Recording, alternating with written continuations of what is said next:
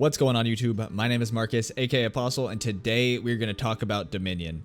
If you guys haven't heard, Dominion is the new game mode coming to Spellbreak. It is like a 5v5 domination style game mode with some twists in it, so we're going to go in and talk about that.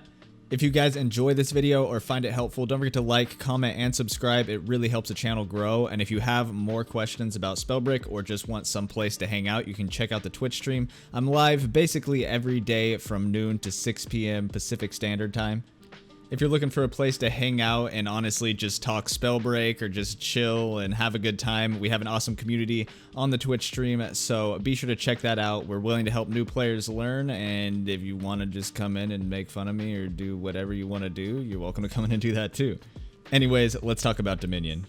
Like I said earlier, Dominion is a 5v5 domination style game mode, and it is going to be the ranked mode for Spellbreak as of right now. In the future, we're most likely going to get more modes added into the game, and the ranked mode is going to spread around with these new game modes. It'll probably be added into Battle Royale and whatever else comes, but for now, this is going to be the ranked mode. If you don't want to play ranked, don't worry, because there is an unranked playlist, or you can always hop into Battle Royale if you're a Battle Royale fan. So there's always those two options to you if you don't want to play ranked Dominion. So, like other domination style game modes, there is 3 zones that you're going to want to fight over. It is the sun, a moon, and a star.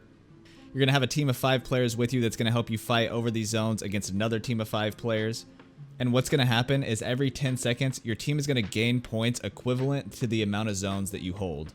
So if you hold the moon zone, your team is going to get 1 point for every 10 seconds. If you hold the moon and the sun zones, you're going to gain 2 points. And if you hold all 3 points, obviously, you're going to get 3 points.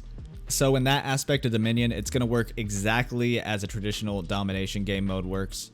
But on top of earning points by holding zones over time, you're also going to earn points per kill. The amount of points that you're going to get per kill is also dictated by the amount of zones that your team holds. So the more zones that you have, the more points you're going to get when you kill an enemy. If your team happens to have no zones while you kill an enemy, you're still going to earn 1 point. This point system is really important to note because unlike regular domination, this is going to mean that your kills and deaths are extremely important. You're going to want to keep in mind that not only will having more zones increase the amount of points you earn per kill, but if your opponent holds more zones than you, it's also going to increase the significance of your deaths. Because of this, you're going to want to try to get as many kills as you can while you're at a zone advantage, but if you're at a zone disadvantage, you're going to want to make sure that you don't die. If your team holds 2 zones and the opponent's team only has 1 and you and the opponent kill each other, it may seem like an even trade because you both got a kill and you both died. But in reality, you won that fight because you earned 2 points for your kill while your opponent only earned 1. This is something that you're going to want to be very aware of. If your team is down in zones, you want to make sure to coordinate and get zones back with as little deaths as possible. Once you take zones and have the advantage, you can make more reckless trades and still come out on top overall. This is something that you're going to want to understand deeply because this is the foundation of where your strategy to win the game will be built from. Alongside the 3 points that are on each map, there's also going to be the Valguard. The Valguard are NPC mobs that have spawn points throughout each map. You want to kill the Valguard because they're going to drop loot, and that's going to increase your effectiveness throughout the game. The Valguard are going to spawn in groups of 3, and once you wipe the entire group, they're going to spawn back 20 seconds later. On release day, Dominion is going to have 4 maps that you're able to play on: Halcyon, Dustpool, Hymwood, and Bogmore. No matter what map you happen to be playing on, you're always going to meet the merchant. Outside of your class and talents that you pick before going into a game and the items that the Valguard drop, the merchant is where the rest of your build is going to come from. When you visit the merchant, you're always going to be presented with 3 options to purchase. Each of these purchases is going to cost you 1 boon. Boons are the currency in Dominion, and you're going to earn them by doing damage. It doesn't matter if the damage that you deal is to other players or the Valguard. For every point of damage that you do, it's going to add charge to your boon charge, as you can see here. Once this fills all the way up, you're going to earn yourself 1 boon. Off of spawn, you're going to start with 2 boons and you're going to meet the merchant. The first thing that the merchant's going to present you with is a random set of offhand gauntlets to choose from. And once you spend your boon on an offhand gauntlet, you're going to be presented next with a set of runes. Don't worry if you don't see the gauntlet or rune that you want in the first set. You can also reroll to make sure that you get a base of what you want your build to be built off of. Do be aware though that you are limited to 3 rerolls per Dominion game. Once you spend your first 2 boons, you're going to spawn into the map, and then if you want to go back and visit the merchant again, you're either going to need to die or recall. Recalling is as simple as just holding the correct keybind for a given time. On PC, this starts off as F. After you recall to the merchant, you're going to be restored to max health and armor and drop back in above the location that you originally recalled.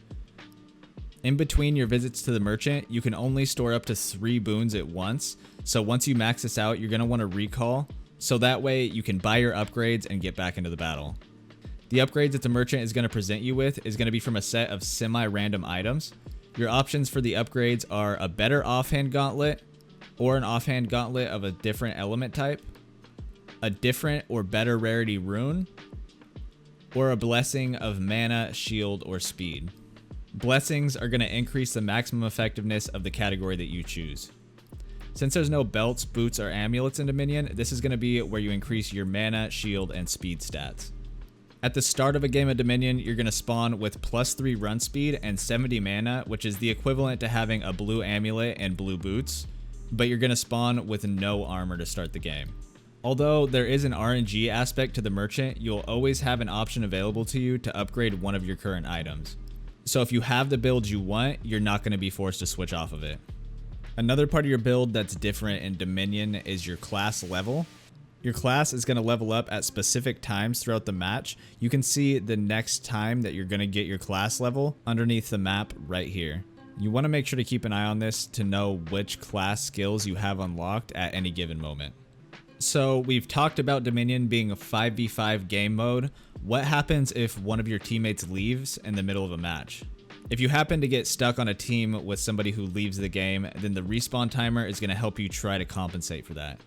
Normally on death, your respawn timer is going to be set to 15 seconds, but that number will become lowered depending on the player deficit that you're at.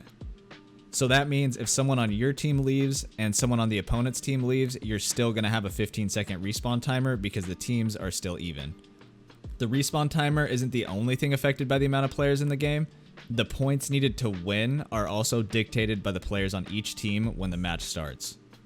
For every player short of a 5v5, you're going to be playing to reach 15 points less. So if you're in a 4v4, you're going to be playing to reach 135 points, and a 3v3, you'll be at 120. This is important to know, but most games you're going to be playing up to 150 points. As far as team comps are concerned, there's not a lock on classes. This means that if you really wanted to, your entire team can be Stone Shapers. This likely won't be the smart move to make while you're playing Dominion, but it can make for some fun times. Keep in mind that this is the first iteration of Dominion and their ranked mode, so a lot of these rules can be changed as time goes on. Dominion and Ranked are going to be released alongside a brand new chapter in Spellbreak on April 8th, so I hope to see you guys out there.